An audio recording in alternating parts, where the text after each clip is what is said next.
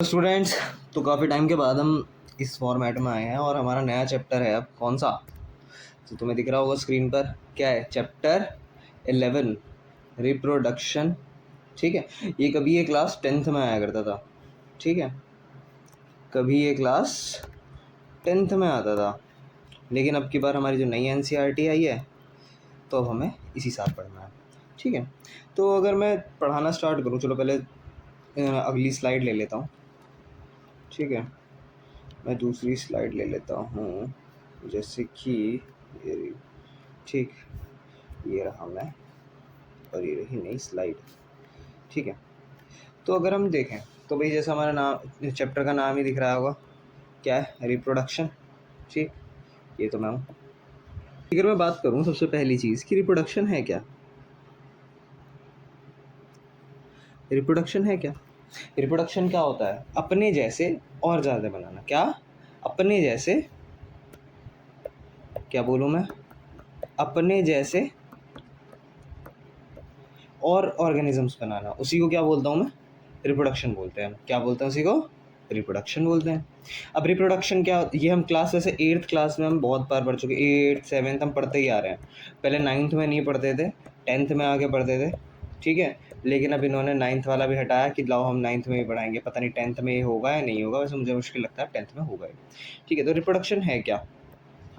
ठीक, रिप्रोडक्शन में क्या करते हैं हम? ऑफस्प्रिंग। मेरी रिप्रोडक्शन की डेफिनेशन हम बचपन से पढ़ते क्या आ रहे हैं। क्या? प्रोडक्शन ऑफ, क्या? Production of offsprings of their own kind. यानी कि क्या होना चाहिए? ओन काइंड, यानी अपने जैसे और बनाने को ही हम क्या बोलेंगे? रिप्रोडक्शन बोलते हैं। कोई दिक्कत तो नहीं है इस बात में, होनी भी नहीं चाहिए। ठीक है, अगर मैं आगे चलूँ, अभी रिप्रोडक्शन दो तरह से हो सकता है हमारा। ठीक, पहले से क्या पढ़े हैं? सबसे पहले हमने एक चीज़ पढ़ी थी, एसेक्सुअल रिप्रोडक्शन और सेक्सुअल रिप्रोडक्शन। ठीक, एसेक्सुअल रिप्रोडक्शन किन में होगा? ठीक है, मैं एसेक्सुअल रिप्रोडक्शन की बात करूँ किन में होगा, तो सबसे तुम्हें पता है भाई, सिंपल जो ऑर्गेनिज्म होते हैं। क्या? सिंपल ऑर्गेनिज्म, जैसे जो हमारे यूनिसेलुलर ऑर्गेनिज्म होते हैं। कौन से होते हैं? यूनिसेलुलर ऑर्गेनिज्म जो ज़्यादातर होते हैं। ठीक है, वो क्या करते हैं? हमारे एसेक्सुअल रिप्रोडक्शन करते हैं, क्योंकि वो सिंपल होता है, उनके पास कोई ऐसा स्पेशलाइज चीज़ें होती नहीं है जो क्या रिप्रोडक्शन जैसी प्रोसेस को पूरा फॉलो कर सके। तो वो सिंपल चीज़ करते हैं। सिंपल जिन चीज़ों में होगा वो क्या होगा? एसेक्सुअल होगा। सेक्सुअल जर्नली किस में होता है? जर्नली की बात कर रहा हूँ, एसेक्सुअल मल्टीसेलुलर भी करते हैं। ठीक है, सेक्सुअल किस में होगा? जो मल्टीसेलुलर होंगे। क्या होंगे? मल्टीसेलुलर होंगे।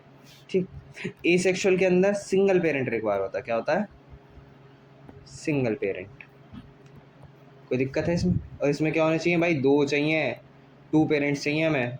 सिंगल पेरेंट से काम नहीं चलेगा। कोई दिक्कत नहीं होनी चाहिए। चलें आगे।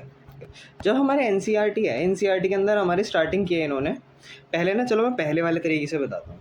जब हमारा पहला टाइम था तो उसमें हम अलग अलग तरीके से एसेक्सुअल रिप्रोडक्शन के बहुत सारे टाइप पढ़ा करते थे। क्या करते थे? एसेक्सुअल रिप्रोडक्शन के बहुत सारे टाइप पढ़ते थे। एसेक्सुअल रिप्रोडक्शन के बहुत सारे टाइप्स पढ़ा करते थे। ठीक है, अभी कैसे कैसे टाइप्स होते थे वो एक एक में लिख देता हूँ। जो पढ़ना होता है वो मैं बता दूंगा कौन से पढ़ने हैं। एसेक्सुअल रिप्रोडक्शन के टाइप्स कौन से थे? सबसे पहले हम पढ़ते थे उसमें बाइनरी फिजन। क्या पढ़ते थे?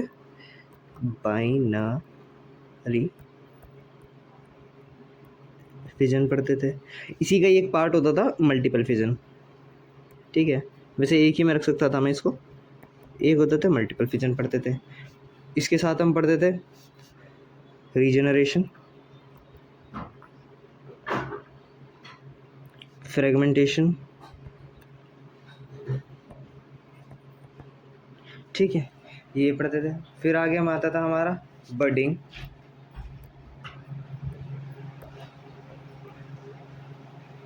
बडिंग। मम्मी इसे बंद कर दो, रिकॉर्ड कर रहा हूँ ना, तो आवाज़ आ रही थी कूलर की। कर दे। क्या पढ़ते थे? हम पढ़ते थे बडिंग। बडिंग के बाद हम पढ़ते थे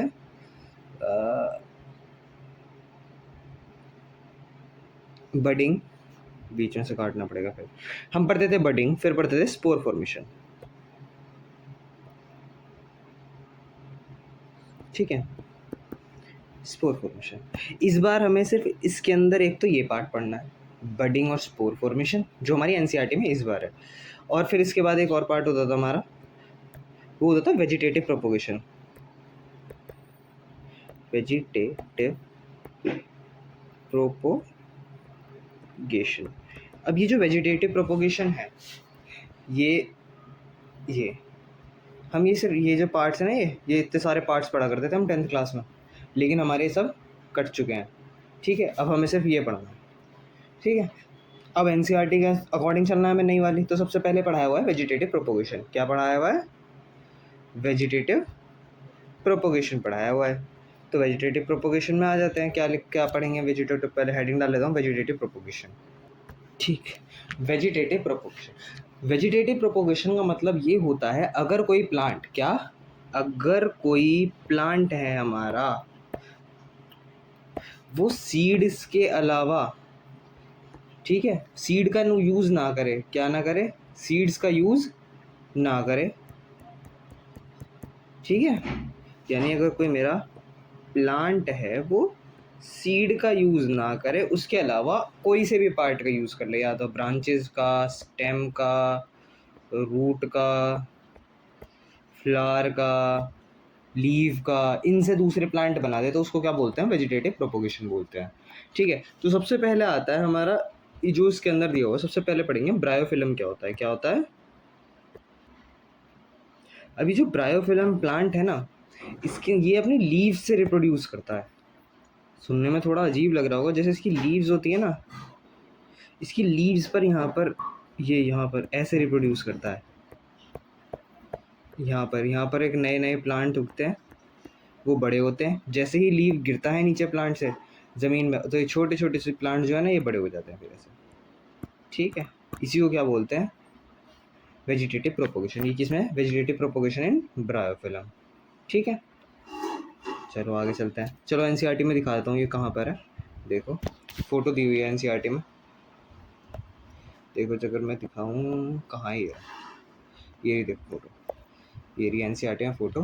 ब्रायोफिलम में किससे बनना है? देखो, प्लांट। देखो, ठीक है, देखो ब्रायोफिलम में कैसे होता है? लीव्स के थ्रू वेजिटेटिव प्रोपोगेशन होता है। कोई प्रॉब्लम इसमें? ये वेजिटेटिव प्रोपोगेशन हो रहा है किसमें? ब्रायोफिलम में। कोई दिक्कत तो नहीं है इसमें?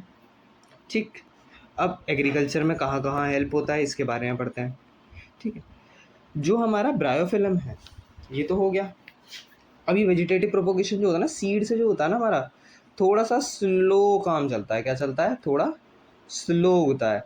अब तुमने सुना होगा, क्या कहते हैं, रोज़ के सीड्स नहीं आते, रोज़ की स्टेम लगती है, कलम लगती है, काट के उसे मिट्टी में दबा देते हैं, वो यहीं से उगना स्टार्ट हो जाती है। ठीक है, तुमने मनी प्लांट लगाया होगा, तो मनी प्लांट की स्टेम लेते हैं, उसे बॉटल में ढक देते हैं, वो उग जाती है। ठीक है, अब मैं मनी प्लांट का कहीं से बीज लेकर आऊँ, तुमने सुना भी नहीं होगा कि मनी प्लांट का कोई बीज भी होता है। ठीक है, चलो आगे चलें। ठीक, तो अब हम कुछ टाइप पढ़ेंगे वेजिटेटिव प्रोपोगेशन के। और अब जैसे वेजिटेटिव प्रोपोगेशन में सबसे पहले पार्ट पढ़े थे हम कटिंग की। क्या होता है? कटिंग। अब कटिंग में क्या मैंने बताया था, क्या, जैसे रोज़ का कलम लगती है, हम प्लांट की स्टेम लेंगे, उसे काटेंगे, सॉइल में दबा देंगे, वो उग जाएगी। इसे क्या बोलते हैं? कटिंग। ठीक है, और कटिंग ये प्रोसेस भी है। और जैसे प्लांट की जो स्टेम हमने काटी है ना, जो प्लांट की स्टेम हमने काटी है, जो प्लांट की स्टेम हमने कट की है, जैसे मैंने कोई ये जो सपोज ये वाली जो स्टेम है ये, जैसे मैंने स्टेम बना दी है, इसे मैं अगर मिट्टी में लगाने जा रहा हूँ, तो मैं इसको कटिंग बोलूँगा। समझिए कि मैं इस स्टेम को भी क्या बोलूँगा? कटिंग ही बोलूँगा। कोई दिक्कत तो नहीं है इसमें? ठीक, यानी स्टेम हमने कटिंग लगा दी। तुमने सुना होगा कि रोज़ की कटिंग ले आए, इसकी कटिंग ले आए, इसके थोड़ा सा ऐसे स्लैंट कट लगाते हैं इनके, जिससे कि उगना स्टार्ट हो जाए। ठीक है, कोई दिक्कत तो नहीं है? ये इसके बारे में एक्टिविटीज़ हैं, पढ़ लेना। फिर बात करते हैं क्या, ये ग्राफ्टिंग की।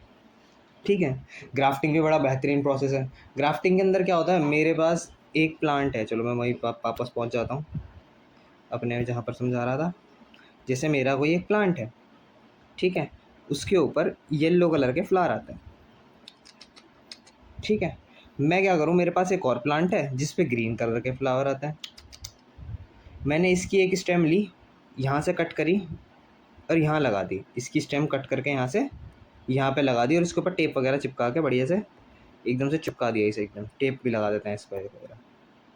मैंने इसे टेप वेप लगा के एकदम अच्छे से चिपका दी। ठीक है, तो कुछ टाइम बाद सेम काइंड के होने चाहिए, लेकिन ये क्या होने चाहिए, सेम काइंड के। ऐसा नहीं कि अलग अलग की आम के में नीम का चिपका दिए, नहीं नहीं नहीं नहीं, सेम काइंड के प्लांट्स होने चाहिए। जैसे रोज़ है तो रोज़ हो गया, क्या कहते हैं, कुछ फूल के, आम का है तो आम का ले लिया, गुआवा है तो गुआवा का ले ला। ठीक है, तो इसमें क्या करते हैं हम, यहाँ से लिया, इस पर स्टेम पे लगा दिया। ठीक है, कुछ टाइम बाद ये भी न्यूट्रिएंट्स वगैरह लेती रहेगी लेती रहेगी लेती रहेगी, तो यहीं से ही क्या होगा, एक नया प्लांट यहीं से ही उगना स्टार्ट हो जाएगा। ये जब ये बड़ा हो जाएगा ये वाली स्टेम, तो इस पर ग्रीन कलर के फ्लावर आ जाएंगे। तो यानी इस फ्लावर के अंदर कौन से फ्लावर आ गए, येलो कलर भी और ग्रीन कलर का भी फ्लावर आ गए। कोई दिक्कत तो नहीं है इसमें। ठीक, हाँ, दो तरह के फ्लावर्स आ जाते हैं इस पर, कोई प्रॉब्लम नहीं होनी चाहिए। चलो अब आगे चलते हैं। ठीक है, वेजिटेटिव प्रोपोगेशन के इसके लेयर कटिंग के बाद आता है हमारा लेयरिंग। ठीक, अब लेयरिंग तो बहुत ही बढ़िया प्रोसेस है। लेयरिंग के अंदर हम क्या करते हैं, एक प्लांट लगाया, जैसे ये प्लांट है हमारा, ठीक है, उसकी कोई सी भी डंडी ली और उसे क्या कहते हैं, धरती में गाड़ दिया।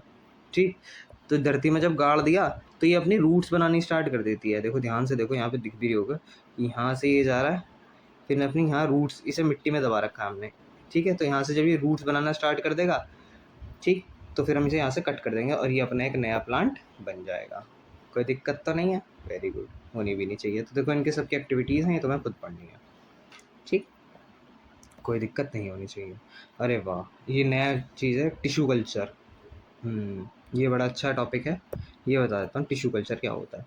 अब टिश्यू कल्चर मैंने टिश्यू पढ़ाया था, इससे पहला चैप्टर हमारा टिश्यू ही था।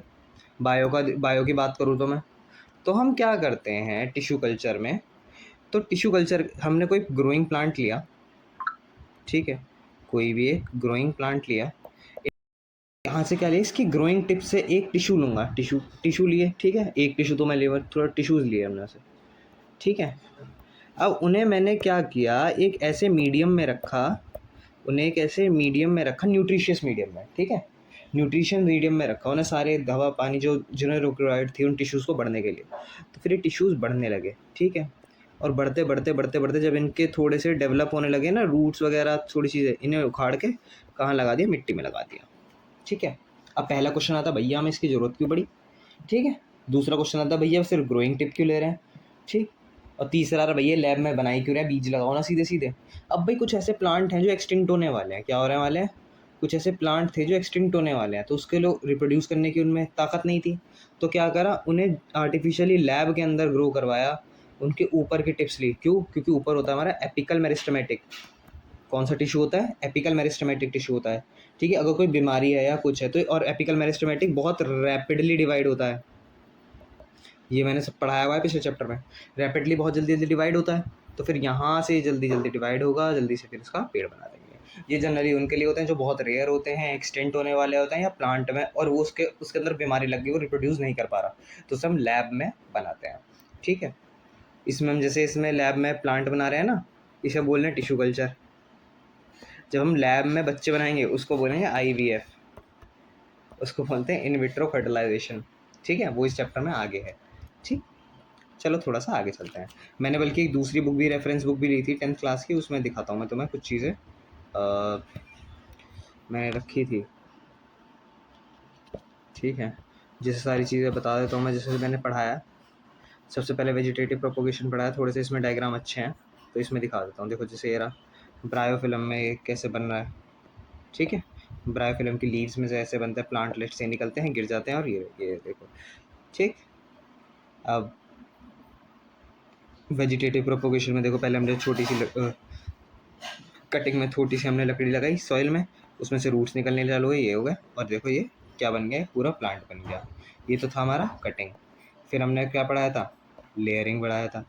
लेयरिंग नहीं, मैंने पढ़ाया था, चलो पहले लेयरिंग पढ़ लेते हैं। मैंने ग्राफ्टिंग पढ़ाया था, उसमें देखो ये ऐसे नीचे गया, ये देखो इसकी रूट यहाँ टच हुई, यहाँ से काट देंगे इसे बाद में, और ये बन जाएगा नया चमेली का पेड़ है, ये जैस्मिन का, इसके साथ कर सकते हैं हम ऐसा।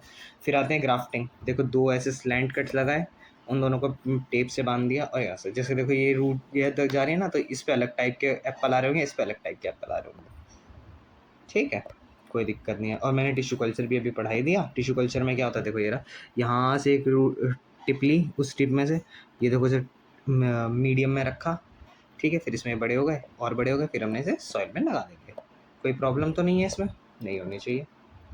ठीक, अब चलते हैं वापस अपने पे। ठीक है, मैंने कहाँ कहाँ क्या क्या करवा दिया। ठीक है, थोड़े से देखो सब पढ़ा दिया वैसे तो मैंने, कोई दिक्कत होनी नहीं चाहिए। ग्राफ्टिंग, लेयरिंग, ये रही। ठीक है, फिर आते हैं हम हमारे जो आगे सेक्सुअल रिप्रोडक्शन के अलग अलग टाइप्स हैं क्या। ठीक, अब हमें पढ़नी है दो टाइप्स, एक है बडिंग, एक है हमारी बडिंग, ठीक है, और स्पोर फॉर्मेशन। ठीक, तो समझते हैं क्या होती है बडिंग और स्पोर फॉर्मेशन। चलो, तो बडिंग और स्पोर फॉर्मेशन का बड़ा सिंपल सा तरीका है। बडिंग के अंदर एक छोटी सी आई निकलेगी। ठीक है, बडिंग के अंदर क्या होगा, एक छोटी सी आई निकलेगी। सबसे पहले बडिंग पढ़नी है, तो बडिंग के अंदर क्या, एक स्मॉल आउट ग्रोथ होगी। देखिए, स्मॉल पार्ट ऑफ बॉडी क्या होगा, आउट ग्रोथ होगी। ठीक है, और वो क्या होगी, धीरे धीरे धीरे धीरे बढ़ती जाएगी, बढ़ती जाएगी, बढ़ती जाएगी, और फिर डिटैच हो जाएगी। इसी को क्या बोलते हैं, बडिंग बोलते हैं। ये है एक हाइड्रा, ये वाटर ऑर्गेनिज्म होता है, वाटर में मिलता है, बहुत छोटा सा होता है।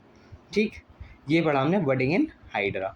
कोई प्रॉब्लम इसमें, कुछ होना ही नहीं। पहले क्या होगा, एक छोटी सी एक पेरेंट हाइड्रा है, इसमें एक छोटी सी बड आई, फिर वो बड़ी हुई और कट गई और नया ऑर्गेनिज्म बन गई। ये क्या है, बडिंग। पक्का, चलो आगे चलते हैं। Budding in hydra. और दूसरा पार्ट क्या है, बडिंग इन ईस्ट। ईस्ट जैसे हम क्या खाते हैं, भटूरे वटूरे खाते हैं, उसमें डालते हैं ईस्ट। ईस्ट भी एक यूनिसेलुलर ऑर्गेनिज्म है बेचारा। इसके अंदर क्या होगा, एक छोटी सी आउट ग्रोथ हुई, ये और बड़ी, या तो अलग डिटैच भी हो सकती है, या बडिंग के अंदर बडिंग, बडिंग बडिंग के अंदर बडिंग, बडिंग के अंदर बडिंग भी होती रह सकती है। कोई दिक्कत तो नहीं है इसमें। बडिंग सिंपल सी चीज़ है। अगर डेफिनेशन बोलनी है तो क्या होगा, ये रही डेफिनेशन। ठीक है, डेफिनेशन में हम क्या लिख सकते हैं, पढ़ लो ज़रा, क्या पढ़ेंगे। ये रहा, अब in budding a small part of a body of a parent plant grows out as bud and when detach and new organism मिल जाएगा। ठीक है, यहाँ एक छोटी सी चीज़ और ऐड कर सकता हूँ मैं। ठीक है, उसे बोल सकता हूँ मैं स्मॉल आउट ग्रोथ। क्या, small out, GROWTH, small out growth उसे बोल सकता हूँ। कोई प्रॉब्लम नहीं होनी चाहिए इस बात में। पक्का, चलते हैं आगे। बडिंग हो गई ईस्ट में और हाइड्रा में, दोनों में बता दी।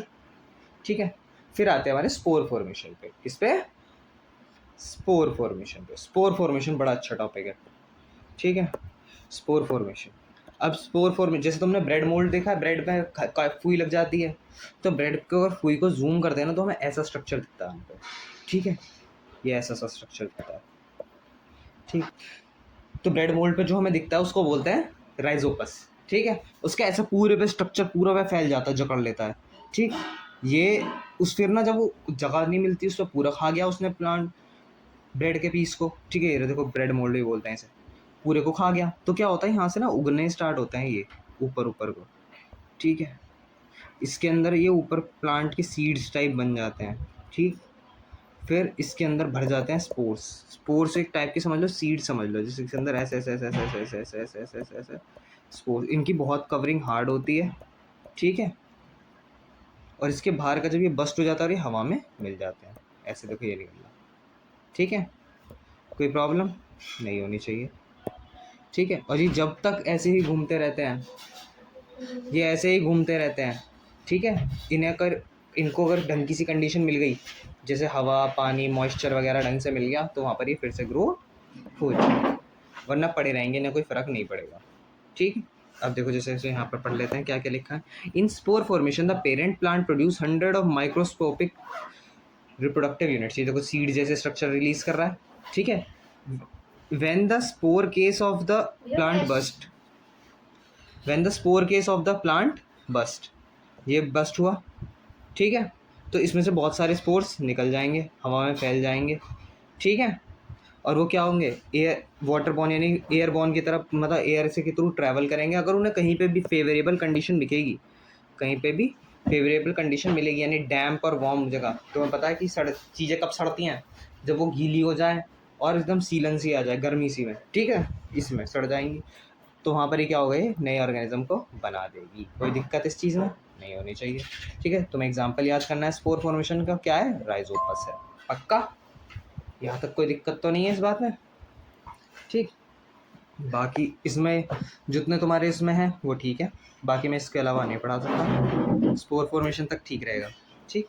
एनसीईआरटी में भी है, एनसीईआरटी में इसकी एग्जांपल्स भी दिए हुए हैं कुछ, जैसे मैं देखूँ, जैसे ये रहे सारी चीज़ें एनसीईआरटी में एग्जांपल्स, ये एक्टिविटीज़ पढ़ लेना है। देखो ईस्ट के बारे में दे रखा है, ठीक है, ईस्ट के बारे में दिया हुआ है कि ईस्ट कैसे रिप्रोड्यूस हो रहा है। ये देखो हाइड्रा, देखो कैसे रिप्रोड्यूस हो रहा है, बडिंग इन हाइड्रा, ठीक है, इसके एक्सपेरिमेंट हो गया। ये रहा देखो स्पोर फॉर्मेशन, ठीक, फंगी है राइजोपस में, पक्का कोई दिक्कत तो नहीं है, ठीक। यहाँ तक हमारा एसेक्सुअल रिप्रोडक्शन पूरा ख़त्म हो जाता है। यहाँ तक कोई प्रॉब्लम? मैंने बहुत जल्दी जल्दी पढ़ाया, बाकी जब बहुत ईजी टॉपिक है इसीलिए मैंने इस तरह से पढ़ाया, ठीक है। बाकी हम अब सेक्सुअल रिप्रोडक्शन करेंगे अगले लेक्चर में।